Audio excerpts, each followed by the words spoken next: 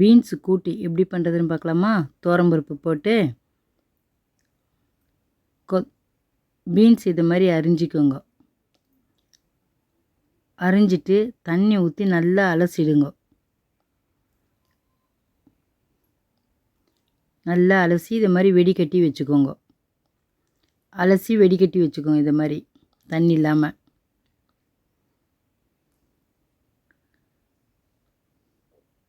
துவரம்பருப்பு ஒரு 5 நிமிஷம் ஊற வச்சுருங்க தண்ணியில். ஊறிச்சுன்னா சீக்கிரமாக வெந்துடும்.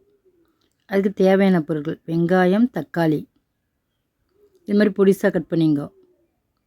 தாளிக்கிறதுக்கு கடுகு, உளுத்தம்பருப்பு, கறிவேப்பிலை, மிளகாய்த்தூள், மஞ்சத்தூள், உப்பு. பூண்டு எடுத்து நல்லா இதை மாதிரி நெசுக்கி வச்சுக்கோ. தாளிக்கிறதுக்கு அந்த தோலோடு நெசுக்கி வச்சுங்க. உரிச்சும் நெசிக்கலாம், தோலோடு நெசிக்கலாம். பருப்பை போட்டு வெங்காயம், தக்காளி எல்லாம் போட்டு வெந்த உடனே இது மாதிரி இறக்கி வச்சுருங்க. பருப்பு பாருங்கள் வெந்துருச்சு. அதை இறக்கிட்டு இப்போ அதே குக்கரில் பீன்ஸு சேர்த்துட்டு மிளகாய்த்தூள், மஞ்சத்தூள், உப்பு.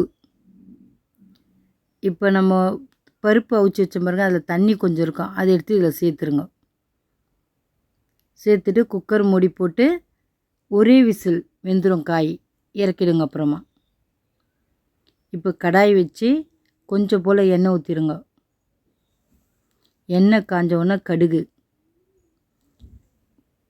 பொரிஞ்ச உடனே உளுத்தம்பருப்பு கொஞ்சம் சேர்த்துருங்க. அதை நல்லா கொஞ்சம் வதக்கிங்க. வதங்கலை இன்னும் கொஞ்சம் நேரம் நல்லா வதக்கிடுங்க. அதை கிட்டே இருந்து வதக்குங்க, தூரம் போனால் தீஞ்சிரும். இப்போ பூண்டு நெசுக்கி வச்சுருக்க போகிறேன், அதை சேர்த்துட்டு நல்லா வதக்குங்க. அதையும் அந்த பச்சை வாசனை போகிற வரையும் வதக்கணும். இப்போ கறிவேப்பிலை சேர்த்துருங்க. அதையும் சேர்த்து ஒரு வதக்கிடுங்க.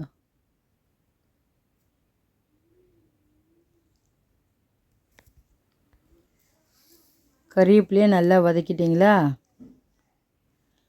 இப்போ நம்ம குக்கரில் இறக்கி வச்சோம் பாருங்கள் அந்த பீன்ஸு, அதை எடுத்து அந்த கடாயில் ஊற்றிட்டு அது கொஞ்சம் தண்ணி இருக்குது, அது சுண்டட்டும் தண்ணி.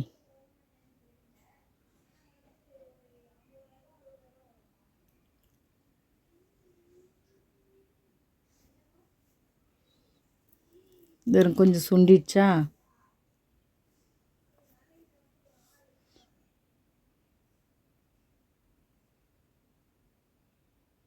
இன்னொரு வாட்டி நல்லா கலக்கி விட்டுருங்க. இப்போ அந்த பருப்பு எடுத்து அதில் சேர்த்துருங்க. தண்ணி சுண்டிடுச்சு, பருப்பு எடுத்து சேர்த்துட்டு நல்லா கலரிடுங்க. திருப்பியும்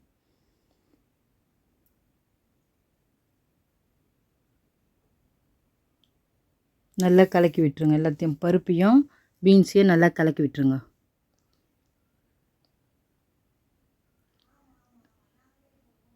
ஒரு தட்டு போட்டு மூடிட்டிங்கன்னா சீக்கிரமாக அந்த தண்ணி சுண்டிடும்.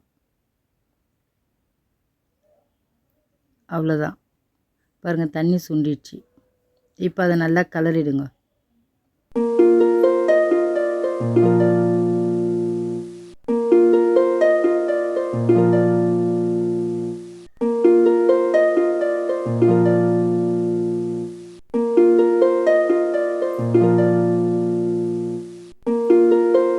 அவ்வளோதான், ரெடி ஆயிடுச்சு. இப்போ இறக்கிடலாம்.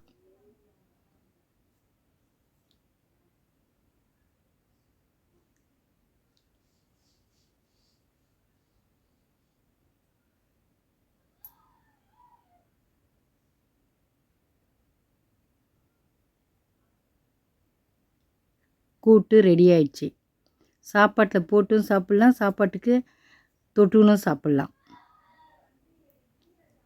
சாப்பிட்டு பார்த்துட்டு எப்படி இருக்குன்னு சொல்லுங்கள். நீங்களும் இதே மாதிரி செஞ்சு பாருங்கள் பீன்ஸ் கூட்டு. லைக் பண்ணுங்கள், ஷேர் பண்ணுங்கள், மறக்காமல் நம்ம சேனலுக்கு சப்ஸ்கிரைப் பண்ணுங்கள். தேங்க்ஸ் ஃபார் வாட்சிங்.